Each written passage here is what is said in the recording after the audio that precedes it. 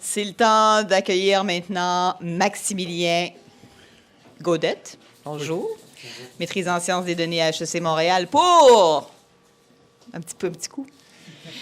Interopérabilité des systèmes en agriculture verticale au Québec. À vous la parole. Alors, bonjour tout le monde, bonsoir. J'imagine que vous avez déjà posé la question, ou j'espère que vous allez vous poser la question, comment est-ce qu'on va faire pour nourrir la population internationale sans tout de même polluer l'environnement? Pour trouver des solutions, évidemment, pour trouver des solutions, il faut identifier les problèmes. Puis les problèmes, un des problèmes majeurs qu'on a, c'est qu'on est complètement dépendant de la mondialisation. Donc, on est obligé d'importer pour répondre à la demande locale. Je vais donner un exemple. Au Québec, on n'est pas capable de faire pousser des fruits en hiver, évidemment, à cause de la température. Donc, on est obligé d'en importer pour répondre à la demande locale. Puis c'est des produits qui vont être très polluants, étant donné que ça va parcourir une grande distance. C'est aussi des produits qui vont nécessiter l'utilisation de fertilisants.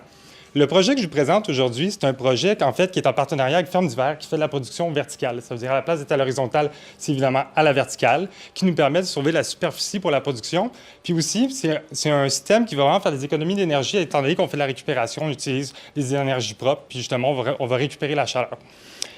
Les systèmes que je présente aujourd'hui, en fait, c'est un système pour recopier le système extérieur à l'intérieur, un système artificiel. C'est important, justement, d'avoir des machines spécialisées qui vont être capables de reproduire les conditions de la plante, par exemple la chaleur, la luminosité, l'humidité, etc.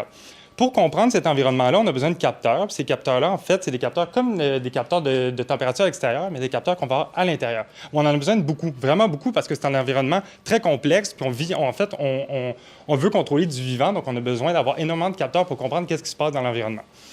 Le projet, en fait, c'est d'agir un peu comme chef d'orchestre afin de, justement, orchestrer ces capteurs-là pour les raccorder, puis, en fait, créer une symphonie, une mélodie qui va, en fait, permettre aux maraîchers de comprendre qu'est-ce qui se passe dans cet environnement-là, puis les aider à prendre des décisions et donc produire des fruits en hiver qui sont, en fait, aussi bons que ceux qu'on pourrait avoir en été.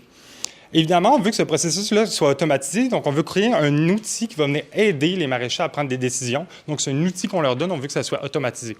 Un autre point innovateur de ce projet-là, ça serait de créer une espèce de réseau de communication qui est comme les réseaux sociaux, qui permettrait aux fermes de se parler entre elles.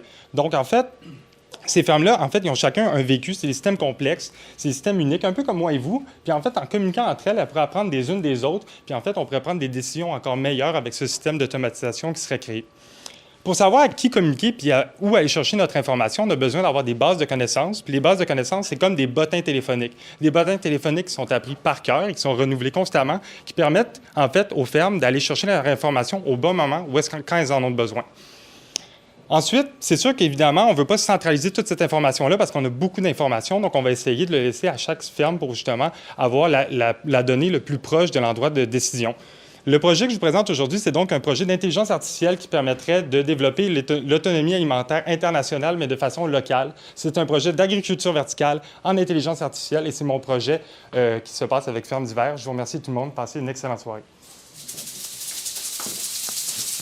Wow, quel beau sprint! Merci beaucoup. On a hâte de goûter maintenant.